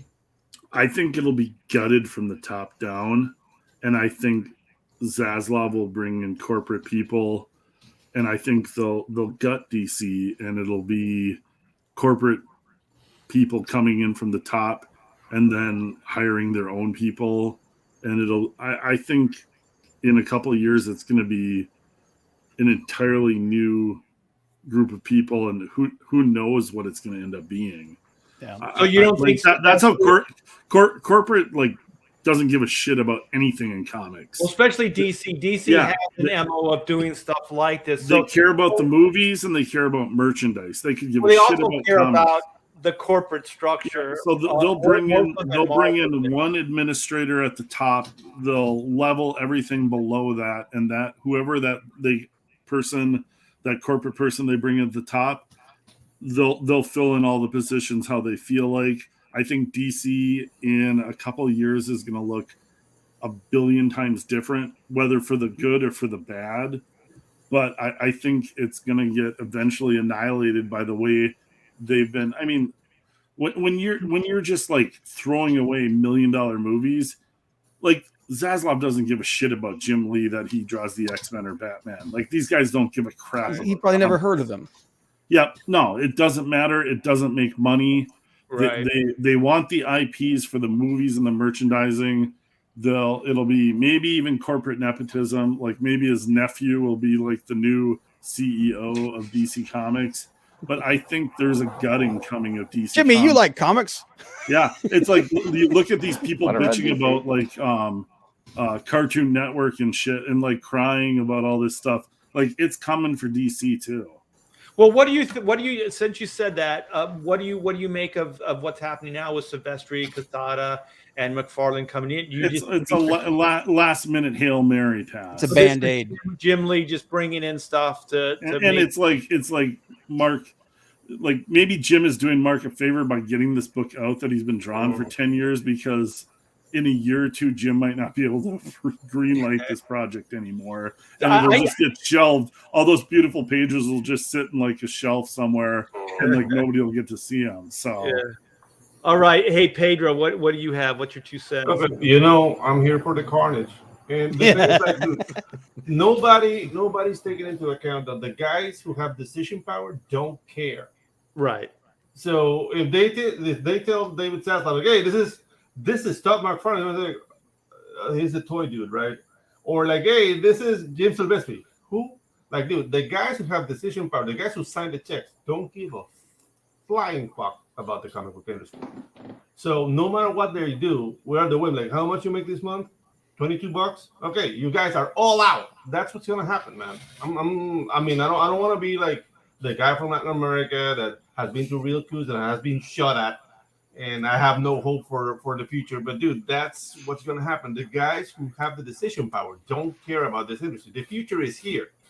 It's smaller, but we care about our IPs. We put our books out. There's passion. I see no passion there. So, dude, it's just they're gonna be putting band-aids, and that boat is already taking water. So let me enjoy the show. Let me ask you. So why do you think the gutting hasn't been done yet? Why do you think heads haven't rolled yet? Why do you think he hasn't? Because comics are the least important thing. They're bigger fish to fry, man. Like right now, Cartoon Network, dude, that was like a Nicaraguan death squad to Cartoon Network. You know what I mean? So you think it's just not a priority yet? Like dude. But when it's coming, it's gonna be a huge boot on the butt. Because they just want the IPs. Todd, what do you think? I think you'll see parity. If this works, you'll see a lot more parity. So if it cost DC $1 million to get Mark Silvestri to do this, then and they make $6 million, then you'll see a bunch of parity. You'll see people given assignments like this that are high profile. You'll see more of the what's his name there? Scott Gordon Sean Gordon Murphy. Sean Gordon Murphy stuff. You'll see more experimental stuff happen based on parity. Because if what Liefeld did for Snake Eyes, if those numbers are true, then this Wait, what are the numbers? What did it do? I haven't heard anything about it. It was 5 times. It was 5 times more than it's normal. Wow. So 5 times, but that's what's the normal? G.I. Joe. So that wasn't a lot, but 5 times more, I guess, is pretty good. You know, they made 5 times as much money as they did. IDW will take any wins they can get. Yeah, exactly. No, I think anyone would take 5 times their sales for sure. I mean, even if they're pitiful, but yeah. So I just think this is just more of that, and you'll see much more of it. You'll see people being given the reins of something for a period of time to do what they want, and it'll be hands off, and it'll be more experimental. And I've always wanted that, more creative. That would be freedom. awesome. More creative freedom for the creators who want to take these characters. Granted, it doesn't have anything to do with continuity or canon or none of that. It's just a straight up story, and let's run with it. That would be great. The issue that I have with it though is that I think this is like putting a Band-Aid on a gushing wound. Yeah. I think, and just from everything, just from the stuff that we've talked about here today, there's so many things wrong with the company that, you know, even if they do this, and look, the Mark Silvestri book's going to sell really well. Yeah. Okay. The Batman, it's going to make money. The McFarlane book's going to sell really well. It's going to make money. It's not going to right the ship though. Now like what Todd said is true. They may start like going to other big name artists and creators saying, hey, do your book here, man. Do this book here. Do this before. But it's not gonna correct the ship. And I think, and I honestly, I don't know how they can at this point. I think the rod is too deep. Yeah. I think if they started giving creators and big name creators more freedom with their big name, like you bring Art Adams in, you put Adam Hughes on a Wonder Woman story, you bring like Frank Cho, like name guys, put them on your key characters and say, do what you want. We want books that sell. Like that could start steering the ship in the right direction. They're not going to do that though. They're not going to do that though. Yeah. And the thing is, they would have to do it all at the same time. Like you'd have to have all that talent making comic books, putting them out at the same time. And then it's not sustainable. So you could make it big to do in a short period of time, but you wouldn't be able to sustain that at all. None of those artists would hit their deadlines, and there'd be big gaps, and you'd have one issue of Adam Hughes or three issues of Art Adams over a year. It's like those guys, it's not going to work. Well, let's give John, if he's still there, his. Sorry, I had to sneeze. Oh, his last. We'll wrap this up with John's. Last thought is I don't know. No one considered Rob Liefeld. Rob's got the passion. Look, I think Rob right now should be the biggest hype man for Marvel or DC Comics. Either one of these companies should just drop him a lot of money and say, we only want you going out and promoting our stuff. Yes. And then sending him out onto every convention around the world, every TV show you can possibly get him on, because he's excited. He makes everybody excited. Everybody says, you talk to Rob, you get excited. Like, why is he not the hype man for everybody? Look, Rob's a three-dimensional human being. You know, good Rob, bad Rob, all that stuff. But goddamn, he's got a gift. Put that gift to work. Who else is out there hyping shit as well? Maybe Ethan for you two. You know, bring Ethan in as well for you get Rob out there on all the circuits. You know, probably put Ethan out on some of the circuits too. Ethan's out here on YouTube talking DC all the time. You tell me that's not going to generate sales and excitement, you're wrong. Yeah, I agree. I told Rob, you're going to be the next Stan Lee. You're the next Rob kind of is comics. Yeah, he really is. The only thing is he just isn't focused in that way. Like if you actually, like what John's saying, if you gave him a job, like this is your job title to do this, I think he would excel at it. He's got the energy of Stan. He doesn't have the focus that Stan. Well, the thing is, there's one problem about it. We always talk about it on the show too. Is like the key is sales, like marketing. Like getting the word out. And so these books don't sell themselves. This industry is always just, we'll just put comic books out and then they'll just sell. But they don't. But if you get somebody like Rob Liefeld, that guy showed dig down with that Levi's commercial. Even then he was like, I'm gonna get myself into a commercial. You know what I mean? So this guy is one of those guys that understands. Not only he's willing to do it, has the personality to do it, but he understands the importance of it. So with Rob is like he's got the people that love him and that hate him. But the same thing between both of them is they'll talk about him all day long. But the thing is, Stan Lee in the industry was the same thing. Like when Kirby was trying to get his artwork back and stuff, and people were like fucking fuming, with Stan. Like Stan could change this instantly. He could take care of his buddy, Jack Kirby, and he's doing nothing. He's just sitting on the sidelines, collecting his paycheck, as a Marvel spokesman. And the thing is, like, he was public enemy number one in the industry for a while. And so there's always going to be that kind of polarization with a personality type. But good, bad. But what? yeah, but the thing is that Stan went out and did for the entire industry. Like, you know, he was obviously the face of Marvel, but he brought people into comics, people who had never, you know, read comics before. You know, and you know, for the industry to have a face like that, somebody who can actually go out and bring new people in because they're showing some enthusiasm. Rob would be that guy. Rob is the little sign on the comic book rack. Hey kids, comics. You know that thing. Yeah, Oh my that's God. Rob Liefeld. Yeah. Yeah, Hey, kids, and comics. True. yeah, but Well- he truly loves it, and he, you know, he could be that guy that could bring people. Comics You know, could have a worse sales pitch man than Rob Liefeld. Here's the Rob problem. Liefeld gets people excited. But that's just it. Everybody You know, can say it. the industry, Marvel and DC, neither of them have that guy.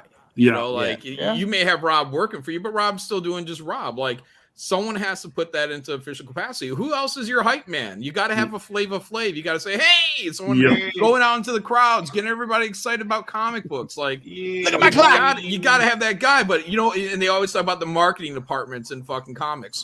What the fuck are they doing? What? Oh, we put the ads in Diamond every month. Fuck you.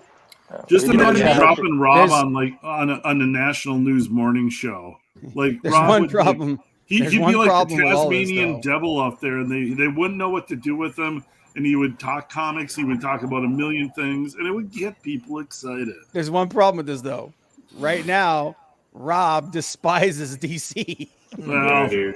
but I was, that's when I worked- people. It's people, not DC. He despises. Yeah, he certain loves the people. characters. He loves Yeah. the characters. Yeah, he Rob does. loves all the characters. When I worked at Image Central, we were at San Diego Con, had a little booth, you know, a little area together for the creators. John Romita Jr. was at our booth, and he was doing, I think it's called the Gray Area or Gray Zone. That was of the pretty two good games. Oh book. yeah, I remember that. Nobody was there. Nobody there was there to sign. So, you know, little Johnny, I'm just a production assistant. I take it upon myself. You know, we got a guy that does marketing. I think it was B. Clay Moore at the time. Nowhere around. Oh. Nobody wants to let everybody know John Romita Jr. is there. So I took some of those poster boards, took them down, flipped them, wrote on them, John Romita Jr. this booth, and then I grabbed them and I walked down the rows at San Diego until they told me I had to stop. Then I went back. Fucking, there's John Romita Jr. Line. Line.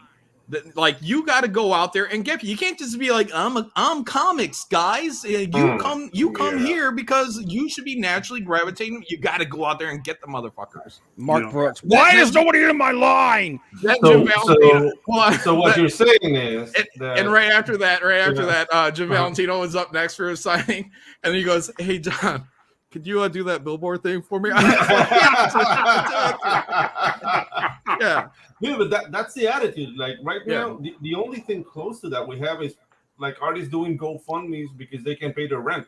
That's the only notoriety they get. It's just pathetic. Like it's not actually, fun. addendum. I believe B.K. Clay Moore was there, and he shunned it. He shunned it. He didn't want to go. That's not my job. And he was the marketing guy. And he bragged about it.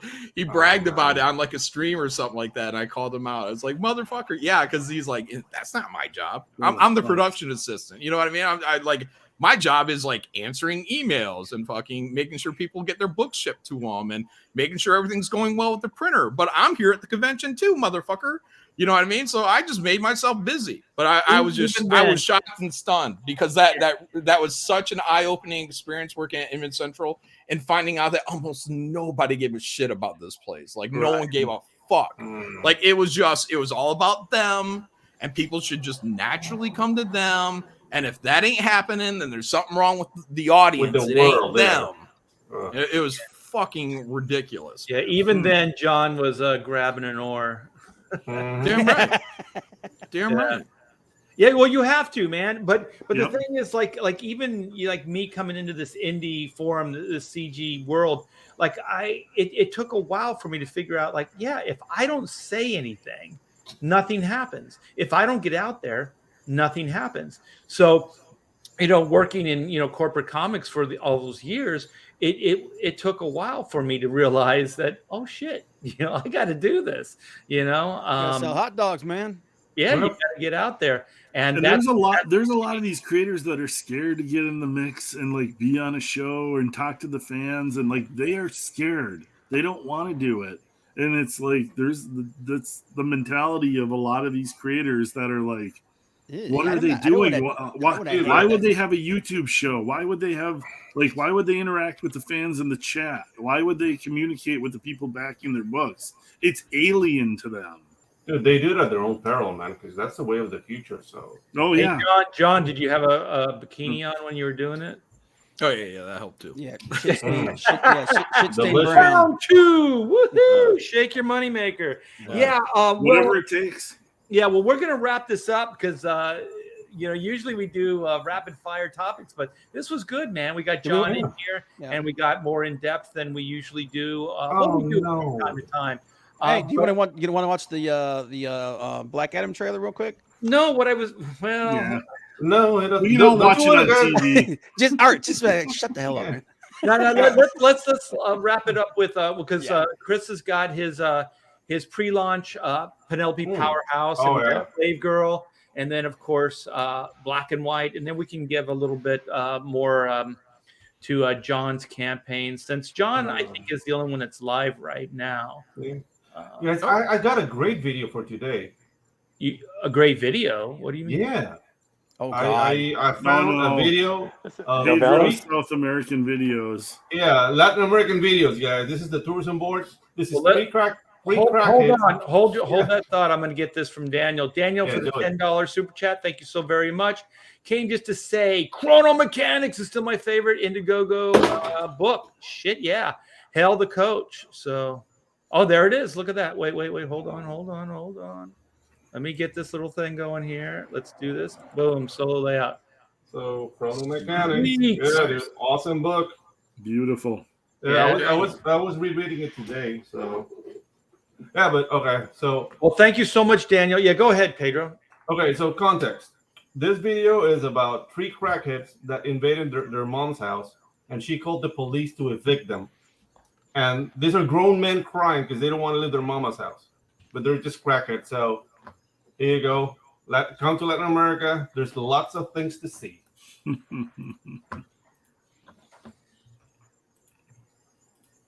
You got it up?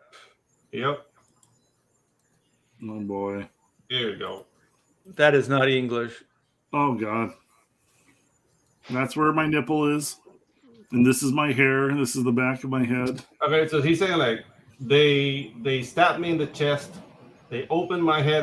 They cracked my head open with a rock, and they hit me with a machete. Who are they? Sorry. I'm a drug addict. So yeah, this is son number 1. Oh, these guys! Look at God, eat a sandwich, man. I could do without the pan down shot. I could do without the concave chest, man. Jeez, yeah, dude, these guys don't want to leave their mom's house, and then the mom's gonna be crying later, dude. This video is hilarious.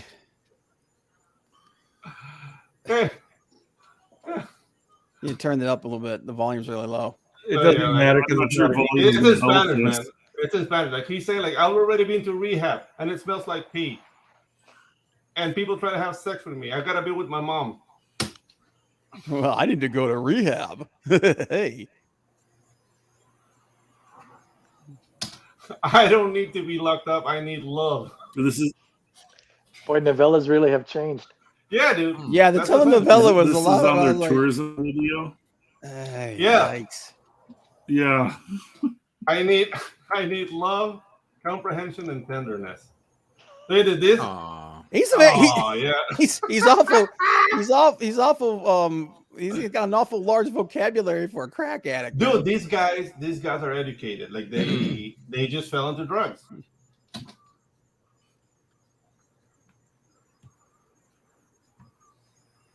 Well, that guy ain't fucking around. Part of me envies how skinny they are, though. As an artist, I'm just trying to draw his definition in my brain. Sorry. All the musculature is there. He's wrong. This is Iggy Pop strong, man. This is like this is Pedro Pop. Yeah, exactly.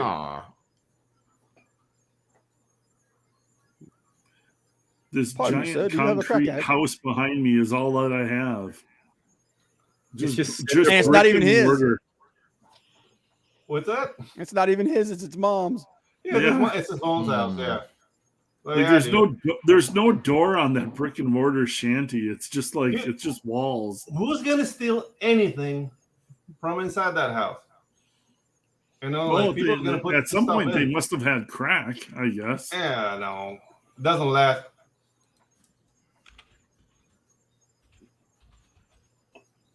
I'm still a baby. God yeah, damn, man. The guy's like 35. Yeah, I don't want to depress you anymore. I guess. Super Mastermind in the chat. He's like, I could be watching Pornhub. Yeah. just remember, you guys. Pontificators is truly international. Yeah, dude.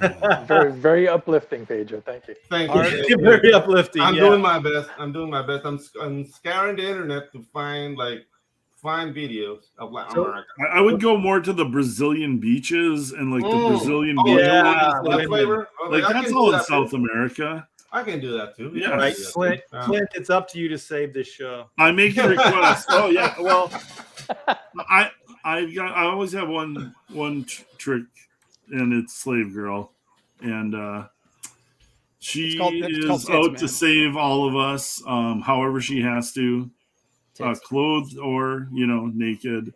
But yeah, let's. Oops, can I just play that? I'll play the video here and do it. Actually, before you play it, there in Brazil, there's a new modality when people can like run over thieves, like armed robbers. That seems like a good rule. I'll get that video. I'll get that video for next. I'm down with that idea. Next Sunday, yeah.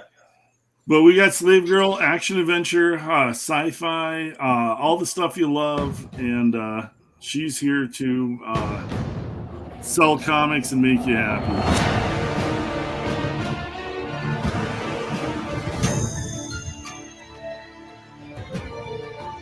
A lonely slave.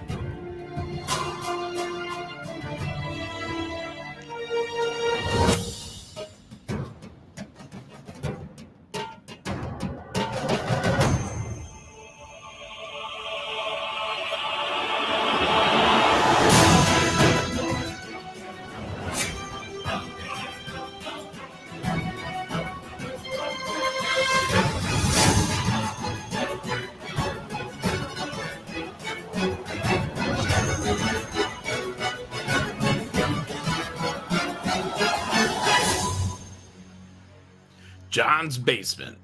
Wow. Yeah.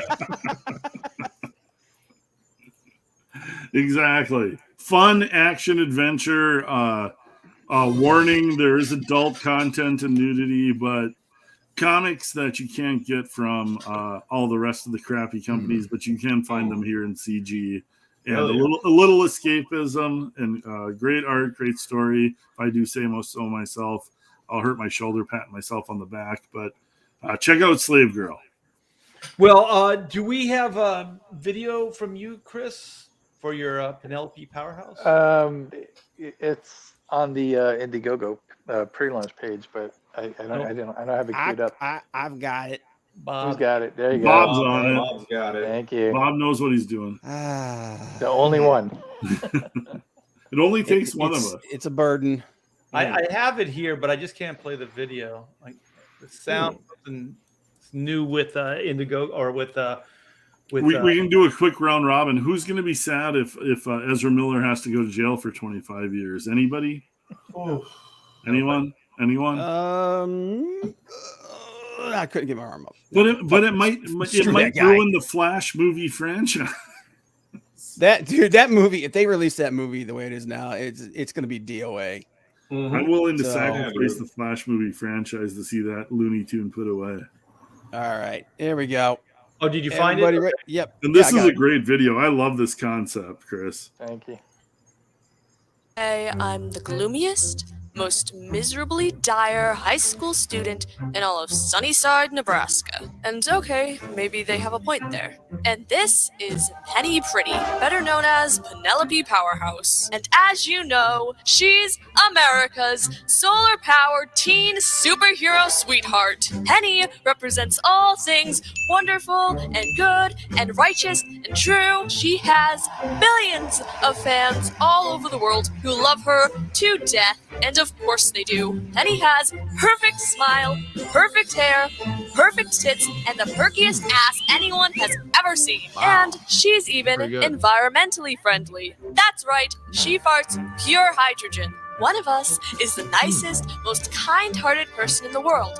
The other is a fucking bitch monster of galactic proportions. So naturally, we hate each other. How fucking lucky am I that we're the same person? Because while I was on vacation with my parents, I got this awful sunburn, and I vowed never to go into the sun again. But this infuriated an ancient mythical sun god who cursed me to suffer from a sunny disposition for the rest of my life.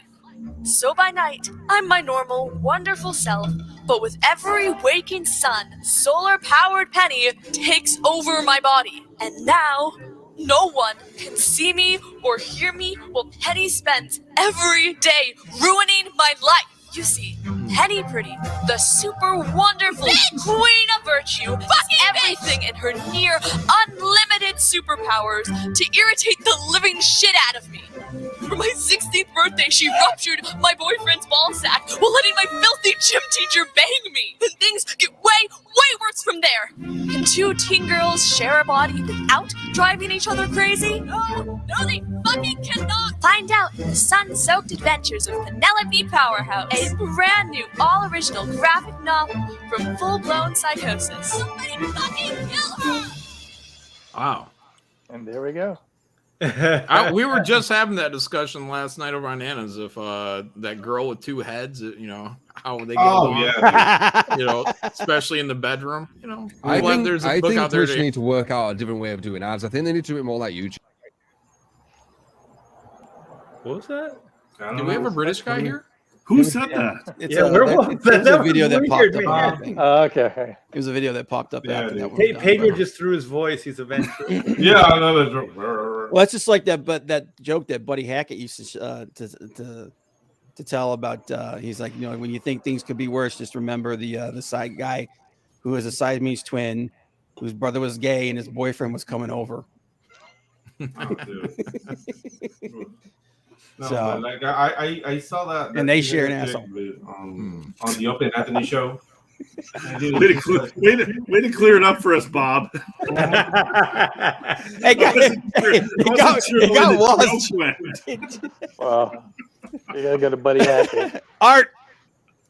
No, I got to show mine. No, yes, Bob. Show yours. Show yours. And then we're gonna end with John Malin's, man. Yeah. Oh, Come on, man. We still got show. We still got. felt like we did show. mine already. Don't we do? Yeah, We'll but do it again, Whatever. man. All right.